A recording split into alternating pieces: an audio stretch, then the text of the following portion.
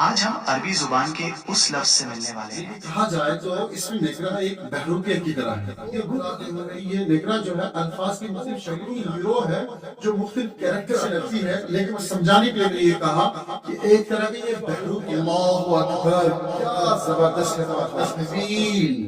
التحویل کے معنی ڈر، سنسنی پیدا کرنا۔ یومن وَاتَّقُوا يَوْمًا لا تَجْزِي، زبان ایک مسلمان کے لیے لازمی حصہ ہے۔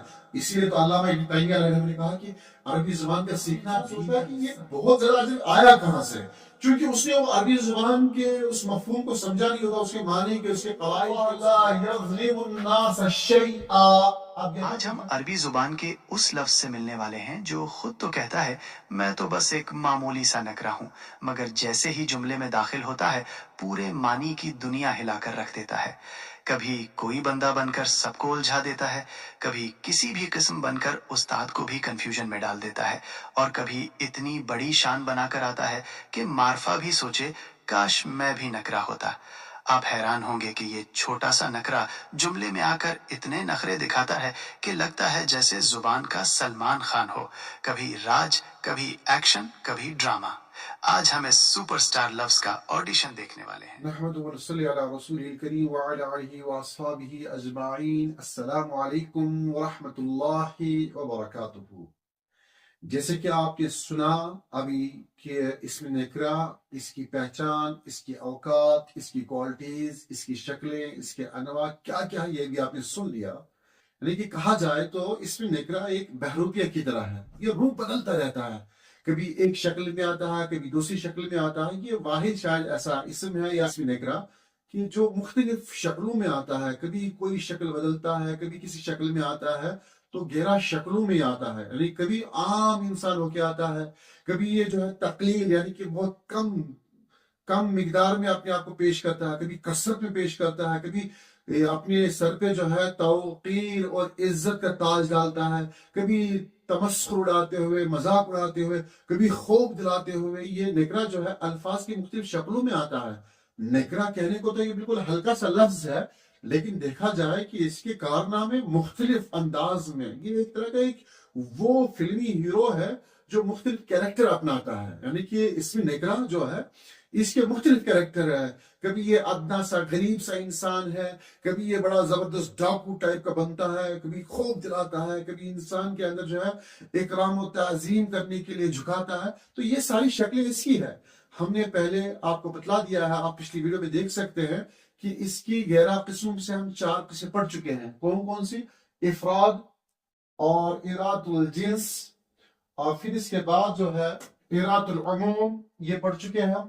تعظیم کل ہم نے پڑھ لیا تھا۔ اب اس کے بعد یعنی کہ چوتھے کے بعد اب پانچواں نکرہ کا جو پانچواں کیریکٹر ہے، یعنی کہ اس کی پانچویں شکل جو ہے اس کو پڑھیں گے ہم۔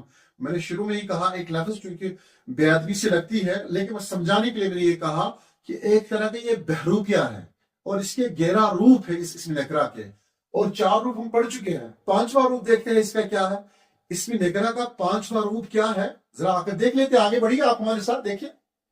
پانچواں روپ، اللہ اکبر، کیا زبردست ہے پانچواں روپ اس کا۔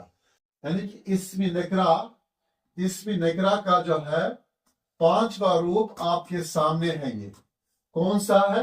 التحویل۔ التحویل کے معنی ہے ڈر، سنسنی پیدا کرنا۔ التحویل کے معنی ہے ڈر، خوف، سنسنی پیدا کرنا ہے۔ یہ کسی دوسرے اسم میں آپ نہیں پائیں گے جب تک یہ اسم نکرہ نہ ہو۔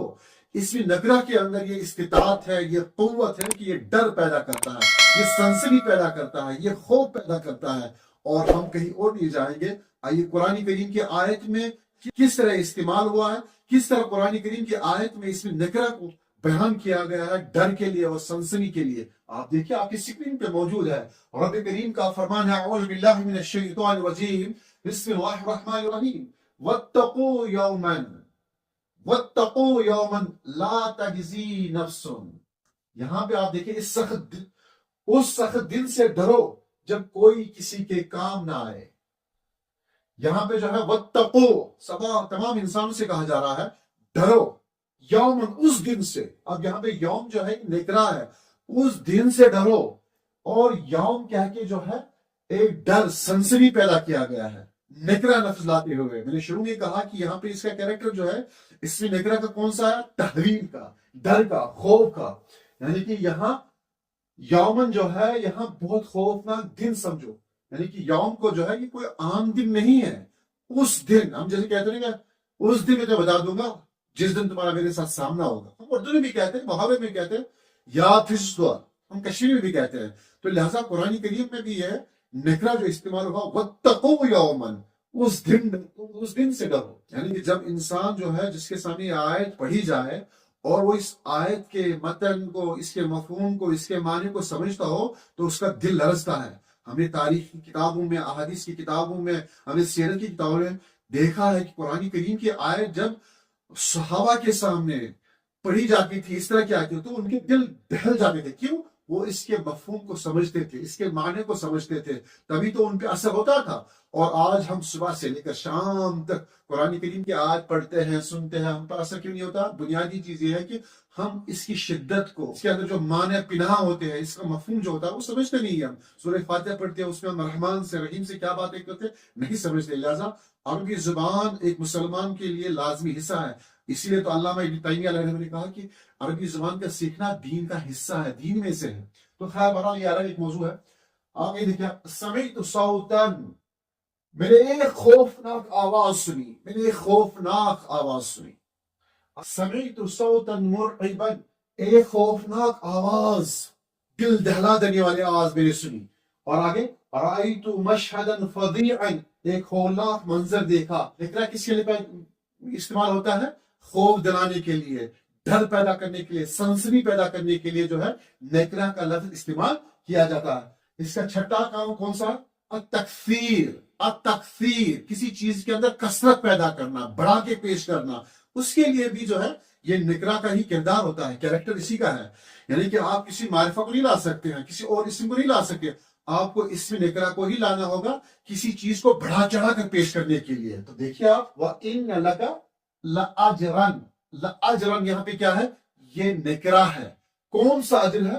یعنی کہ بے شمار اجر. یہاں پہ نکرا لایا گیا، لیکن کس چیز کے لیے لایا گیا؟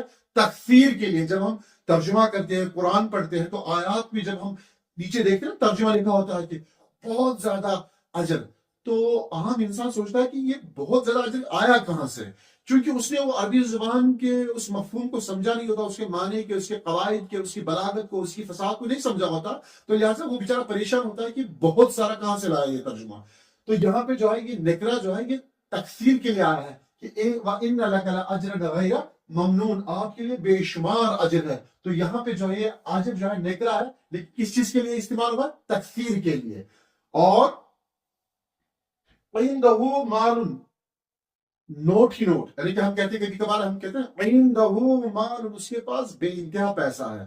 یہاں پہ جو ہے مال استعمال ہوا نا، یہ مال بھی نکرا ہے. اب یہاں پہ نکرا لاتے ہوئے جو ہے تکثیر مراد ہے. نکرا لاتے ہوئے اس کی کثرت کو بیان کیا جا رہا ہے. یہاں پہ جو ہے نکرا کا کریکٹر کیا ہے؟ مالدار والا کریکٹر. عِندَهُ مَالٌ، اس کے پاس بہت سارا مال ہے. پھر آگے دیکھیں عِندِي کُتُبٌ، میرے پاس چند کتابیں ہیں، یہ نہیں کہہ سکتے ہیں، بلکہ یہاں پہ جب جملہ آپ بولیں گے پھر آپ کی پریزنٹیشن ہو، پھر آپ کے ایکسپریشنز ہو.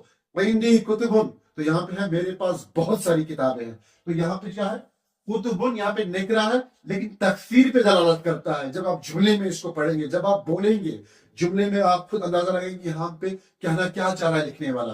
اور جب بولنے والا، جب متکلم ہوگا، جب بات کرنے والا ہوگا، جب وہ کہے گا عندی کتبن، تو اس کے انداز سے بھی پتہ چل جائے گا کہ کہنے کا مطلب یہاں پہ میرے پاس بہت ساری کتابیں ہیں، کتابیں اتنی کہ میز ٹوٹ جائے. اس کے مقابلے میں جو ہے دوسرا، اس کے مقابلے میں دوسری اس کی ضد ہے، یعنی کہ اس کیریکٹر کی. یہاں پہ ایک اس کا روپ ہے، کس کا؟ اس میں نکرا کا دوسرا روپ کیا ہے؟ ایک روپ ہوتا ہے تکثیر. تکثیر کا اپوزٹ کیا ہے؟ تقلیل. اس کا دوسرا روپ اس کا کیا ہے؟ تقلیل، یعنی کسی چیز کو کم کرنا. کسی چیز کو کم کرنا، کیا کرنا؟ کسی چیز کو کم کرنا. تقلیل دوسرا معنی اس کا کیا ہے؟ تقلیل، یعنی کہ تھوڑا بھی نہیں، ذرا بھی نہیں. تقلیل، پہلے کیا تھا؟ تکثیر. پہلے کیا تھا؟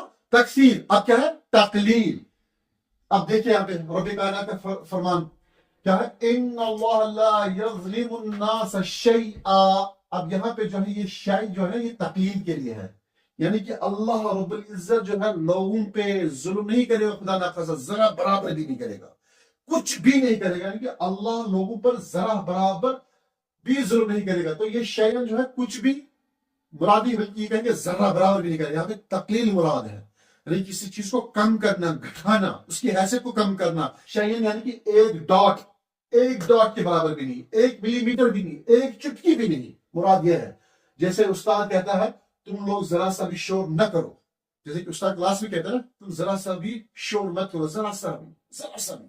تو وہی مراد ہے یہاں پہ شیئن، ذرا سا بھی اللہ تعالیٰ جو ہے کسی کے ساتھ ظلم نہیں کرے گا. یہاں پہ دیکھیں ما رأیت احدا، میں نے کسی کو نہیں دیکھا. تو یہاں پر جو ہے یہ احد جو ہے نکرا ہے، لیکن کس کے لیے؟ تقلیل کے لیے ہے. کسی کو بھی نہیں دیکھا. ما رأیت احدا، میں نے کسی کو نہیں دیکھا، ایک آدمی نہیں ملا. ما املک مالا، پیسے تو ذرا بھر بھی نہیں ہے، یعنی کہ کچھ بھی نہیں میرے پاس پیسہ. تو یہاں پر بھی نکرا لایا گیا ہے، یہ کہ نکرا لاتے ہوئے کسی چیز کو بٹھا دینا.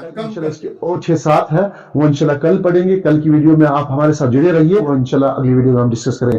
تب تک کے لیے مع السلام، السلام علیکم ورحمۃ اللہ وبرکاتہ. نلتقي ولنقرأ ولنرتقي وفي الجنة نلتقي ننتظر الحفل العظيم وعدو مولانا الكريم.